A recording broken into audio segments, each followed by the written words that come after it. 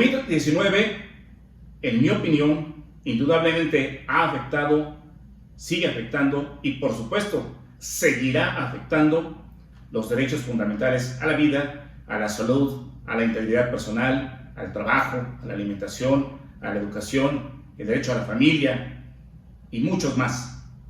El derecho al libre acceso a la información, el derecho a la verdad inclusive, por algunas razones que comentaremos enseguida. Pero esto provoca precisamente, creo que lo compartimos de alguna manera, una serie de inquietudes. Quiere decir que ante estas circunstancias derivadas de un fenómeno de salud, nuestros derechos están suspendidos. Ya no subsiste el Estado constitucional de derecho. Aunque algunos hablemos de Estado de Derecho, creo que es más apropiado a la luz de las reformas constitucionales que se vienen dando en nuestro país desde 1994, en que la justicia constitucional toma mayor forma, y a partir, desde luego, también de las reformas al artículo primero constitucional en 2011, donde se potencializa el respeto y la garantía de los derechos fundamentales en nuestro país, de 2013 además, en que se genera una nueva ley de amparo, que tiene sus bemoles, por supuesto, porque en mi opinión también tiene algunos vicios de inconstitucionalidad y de inconvencionalidad. Sin embargo, ese es otro tema que en algún momento comentaremos. Pero ¿qué efectos está teniendo la suspensión institucional de las actividades en los distintos derechos que hemos comentado y algunos otros más que habremos de ver? Y finalmente, ¿en realidad estamos viviendo una suspensión de derechos? ¿O sí tenemos nuestros derechos, pero no hay forma de cómo hacerlos valer? Son algunas inquietudes que seguramente todos nos hemos preguntado en algún momento. Estamos viviendo una realidad totalmente distinta a la cotidianidad que vivíamos hace algunos meses, y esto indudablemente nos impacta a todos en todos los órdenes. Las propias escuelas, finalmente de marzo a la fecha, dejaron de dar clases presenciales. En la Universidad Nacional de México, donde yo tengo oportunidad de convivir e impartir una cátedra, pues también se tuvieron que suspender las clases y comenzamos a utilizar este tipo de herramientas. En algunas otras instituciones de educación superior se anticiparon, suspendieron actividades y comenzaron a utilizar las tecnologías de la comunicación. Sin embargo, no todo mundo actuó con la misma rapidez, con la misma intención y atención, diría yo. No se le dio la debida atención, no se actuó con la debida diligencia para poder preservar los derechos de todos. ¿Qué ha ocurrido entonces? Indudablemente, pues ante el cuestionamiento de que si vivimos en un Estado de Derecho o en un Estado constitucional, pues sí quisiera aludir a algunos elementos del Estado constitucional de derecho. Y un Estado constitucional indudablemente tiene una prevalencia por encima de la ley. Si hacemos valer los preceptos de nuestra propia Constitución, más allá de que podamos discutir si se trata de una Constitución rígida o una Constitución flexible, porque ha permitido múltiples reformas, creo que las reformas ya el día de hoy rebasan, ya perdí la cuenta porque ha habido muchas reformas constitucionales en los últimos meses. Rebasamos creo que las más de 700, 800 reformas a la Constitución, lo cual, en alguna opinión, o en la opinión de algunos tratadistas, implicaría que no se trata de una Constitución rígida, sino de una Constitución demasiado flexible. Más allá de ello, nuestra Constitución debe hacer prevalecer los principios de legalidad, de seguridad jurídica, de certeza y sobre todo de garantía y de respeto de los derechos fundamentales. Debe preservar los derechos y los deberes de los gobernados, pero también las obligaciones de los gobernantes. Y la fortaleza de nuestra Constitución se debe sustentar justamente en la protección de esos derechos, porque debe además asumirse, y creo que nuestra Constitución lo es, como una Constitución garantista, tomando en consideración sobre todo que los derechos fundamentales, por compromiso del propio Estado mexicano, han asumido una plena relevancia, son totalmente sólidos, están consolidados y corresponden a la estructura del Estado constitucional de derecho.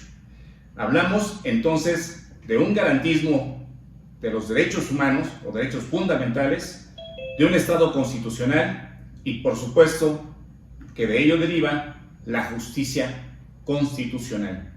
Y esto significa que tenemos mecanismos de control. Sin embargo, en este momento, pese a las recomendaciones de la Corte Interamericana, de la Comisión Interamericana de Derechos Humanos, no contamos con esas herramientas. ¿Cuáles son los principios de un Estado constitucional democrático? Un Estado constitucional democrático, en lato sensu, obedece a dos principios fundamentales. Uno, que es el principio político democrático, en tanto que corresponde al pueblo, como titular de la soberanía, el ejercicio de este poder. Y el otro es el de supremacía constitucional, que indica que esta es la ley superior y que está por encima de la ley y obliga por igual a gobernantes y gobernados. Vinculando esto con el principio con el que inicié esta conversación, me parece que no podemos eludir las responsabilidades internacionales que ha contraído el Estado mexicano, que tenemos también los gobernados, pero tampoco podemos desconocer los derechos y las garantías de las cuales gozamos por el simple hecho de ser personas. Además de ello, esos derechos están tutelados no solamente por nuestra Constitución, sino por los tratados y convenciones internacionales de los que el Estado mexicano es parte. Estos derechos fundamentales nacen de y protegen la dignidad humana.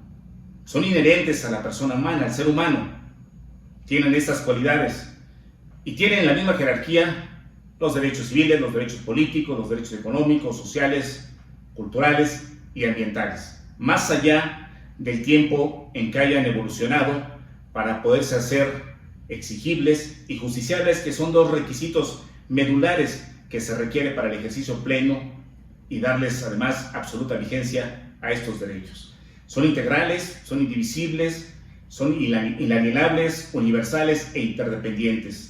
Se reclaman, se condicionan y perfeccionan recíprocamente. Atienden al valor de las personas, a la esencia del ser humano y corresponden a los atributos de cada individuo. Esto nos da la idea o el margen para considerar que estos derechos son absolutamente relevantes. Y primero, nadie nos los puede quitar, nadie nos los puede desconocer, y aquí vale la pena señalar que el Estado no los otorga, el Estado los reconoce. Eso es fundamental para estos efectos. ¿Dónde surgen? ¿Cómo se relacionan con nuestro derecho los derechos fundamentales?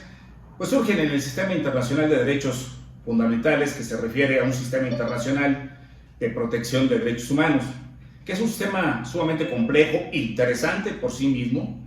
Por supuesto que tiene una serie de instrumentos, de convenios, de tratados, de herramientas, de comités, de consejos, de órganos que se han creado precisamente para establecer los estándares básicos, para regular específicamente las obligaciones de los estados, para garantizar también a los seres humanos el ejercicio y goce pleno de estos derechos, que además están tutelados también por las actividades de la Oficina del Alto Comisionado para los Derechos Humanos de la Organización de Naciones Unidas.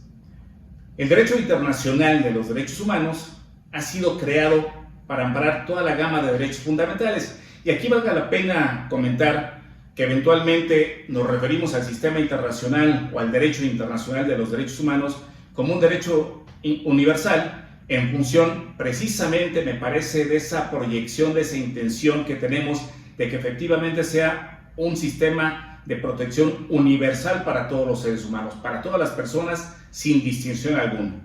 Sin embargo, en el estricto rigor, nos referimos a él, aunque finalmente también está dividido en un sistema internacional y en un sistema interamericano, como lo vamos a ver, pero para efectos prácticos lo denominaremos Sistema Internacional de Derechos Fundamentales, que, insisto, también se alude a él como Sistema Universal de Derechos Fundamentales.